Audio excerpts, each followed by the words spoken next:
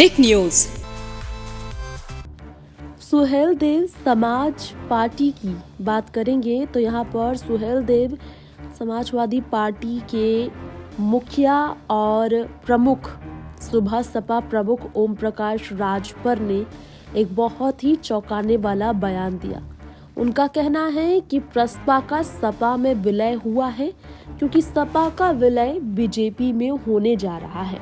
जी हाँ, ये बड़ा बयान आया है सुबह सपा के विलय के सवाल पर ओपी राजभर की तरफ से।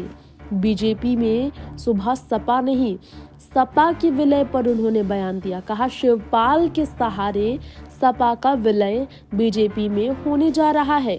ये सूचना मेरे यहाँ रात से ही आ रही है। कल तक मैं इसका प्रमाण दूंगा। कल तक अखिलेश कहा करते थे कि शिवपाल बीजेपी के इशारों पर बोल रहे हैं। विधानसभा के अंदर भी अखिलेश ने ये बात कही थी। अब सीएम ने शिवपाल को जो तरजीह दी वो उसी का प्रमाण है। 2014 में नेताजी मैनपुरी से चुनाव लड़े थे, 2019 में भी फिर चुनाव लड़े थे। अब यहाँ पर देखिए कि नेताजी 2019 में 94,000 से चुनाव जीते। सपा का बसपा से गठबंधन था। 2019 और 2022 के बीच सपा ने कोई काम नहीं किया। सरकार भी तो नहीं है उनकी। कौन सा ऐसा काम उन्होंने कर दिया कि मैनपुरी में चुनाव जीत गए। सिंपैथी रही है नेताजी के प्रति, इसलिए वहां डिम्पल को जीत मिली। 2024 का लोकसभा चुनाव आने दीजिए, समझ जाएंगे सब।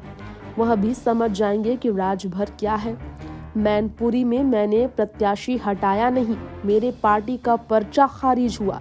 मेरा प्रत्याशी केवल शपथ नहीं दे पाया था और मेरी पार्टी का झंडा लेकर एक आदमी खड़ा था। लेकिन ये सोचिए, कल तक सुबह सपा का टिकट लेने के लिए कोई तैयार नहीं था। ये सब उन्होंने कहा कि केवल 15 महीने और इंतजार कर ले, सब समय आएगा, पता चल जाएगा। तो शिवपाल का यहाँ पर बीजेपी में विलय, यानी कि सपा के आधे नेता जो शिवपाल के समर्थन में आवाज उठा रहे हैं, उन्हें बड़ा पद देने की मांग कर रहे हैं। वो अपने गुटों के साथ शिवपाल का गुट बनाकर बीजेपी में विलय कर सकते हैं। ये है राजभर का कहना। महाराष्ट्र की सियासत आपने देखी इस साल।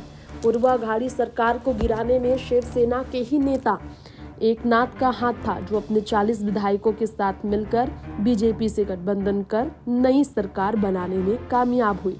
ऐसे ही दिन शिवपाल ला सकते हैं उत्तर प्रदेश में। अपने गुट को सपा से अलग कर भाजपा में विलय कराकर। लगता तो यही है, राजभर का कहना कुछ ऐसा ही नजर आ रहा। टिक न्यूज से तृप्ति की रिपोर्ट।